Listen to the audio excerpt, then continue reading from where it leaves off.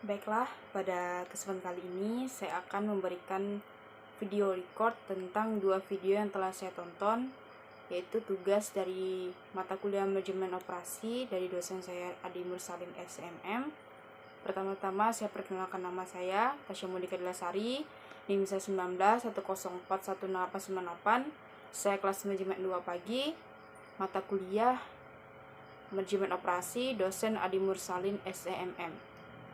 Baiklah, pada kesempatan kali ini saya akan memberikan ringkasan tentang dua video yang telah saya tonton. Kita langsung saja kepada video yang pertama. Pada video pertama menjelaskan tentang ekspor, yaitu pembicaranya dari Edi Prianto Utomo, pengusaha di eksportir agri rempah-rempah.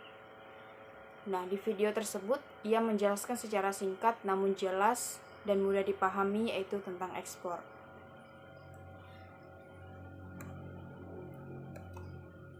Pertama-tama yang dijelaskan dari video tersebut adalah ekspor adalah sesuai dengan Undang-Undang Nomor 17 Tahun 2006.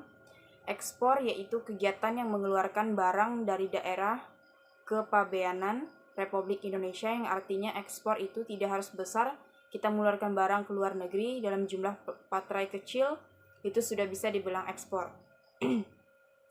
Nah, mengapa ekspor itu penting?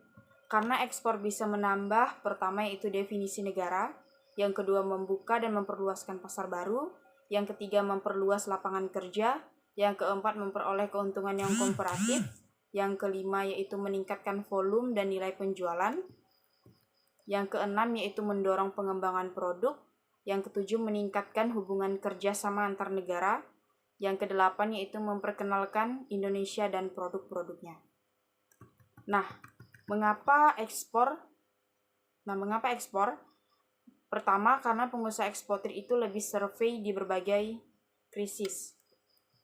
Yang kedua, negara yang unggul adalah negara yang mengandalkan ekspornya seperti negara Cina, negara Jepang, negara Korea. Karena itu adalah negara-negara yang unggul. Yang ketiga, pengusaha eksportir adalah pionir dan ujung tombak dalam membantu mengenalkan produk-produk dalam negeri menuju selera global kepada para produsen, pengrajin, petani, industri dan olahan, industri kreatif, dan lain sebagainya. Yang keempat, bahwa saat ini sudah banyak perjanjian perdagangan internasional dengan adanya perdagangan bebas. Nah, kita lanjut ke langkah-langkah untuk menjadi seorang eksportir. Yang dijelaskan dari video tersebut, langkah-langkah untuk menjadi seorang eksportir, yaitu eksportir harus mempunyai badan hukum, menyiapkan barang yang akan diekspor setelah ada pembeli, membuka invoice, packing lights dan shipping interaction, sertifikat halal untuk negara-negara muslim, menyerahkan invoice, packing lights untuk ke kurir, shipping agent dan forwarder, terbit pemberitahuan ekspor barang dan bea cukai dan juga nota pemberitahuan ekspor atau NEPE, dan phytosanitary sertifikat, biomedication sertifikat untuk produk pertanian, pembuatan sertifikat of origin menggunakan PEB dan juga invoice packing list. Setelah dokumen tersebut siap, artinya barang kita memang sudah siap, kita berikan kepada pembeli luar negeri untuk untuk mereka liris barangnya. Pastikan bahwa Instotrim dan payment sudah sesuai sehingga itu cara yang paling aman untuk payment dan treatment-nya. Nah, kira-kira begitulah langkah-langkah menjadi seorang eksportir yang telah dijelaskan oleh Edi Prianto Utomo, pengusaha dari eksportir agri rempah-rempah. Nah, kita lanjut ke video yang kedua, yaitu cara ekspor barang ke luar negeri untuk pemula dengan cara menggunakan UMKM. Bagaimana memulai ekspor untuk pemula?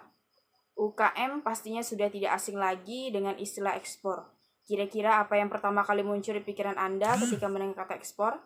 Ekspor sering diasosiasikan sebagai suatu aktivitas pemasaran dalam bisnis. Dengan tahapan yang sulit, jika pelaku usaha ditanyakan tentang ekspor, secara umum kebanyakan akan menjawab ongkos yang mahal. Pandangan Mindset bahwa berurusan dengan bea cukai sulit, hingga yang paling klasik yaitu ekspor harus dalam kuantitas yang banyak atau satu kontainer. Dalam Permendang nomor 13 2012 tentang ketentuan umum bidang ekspor, dijelaskan bahwa ekspor adalah kegiatan mengeluarkan barang daerah pabean. Banyak pula yang mengira bisnis skala UMKM identik dengan usaha kecil dan masih belum pantas untuk ekspor. Padahal UMKM yang sering dipandang kecil itu memiliki peran yang besar bagi perekonomian Indonesia. Namun untuk melakukan ekspor memang UMKM perlu memiliki legalitas dan badan usaha.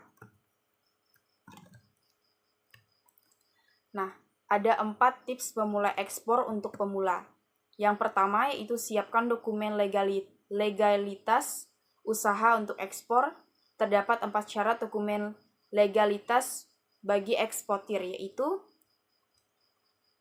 SIUP, yaitu Surat Izin Perdagangan oleh Dinas Penanaman Modal Pelayanan Terpadu Satu Pintu atau DPMPTSP, Kabupaten atau Kota.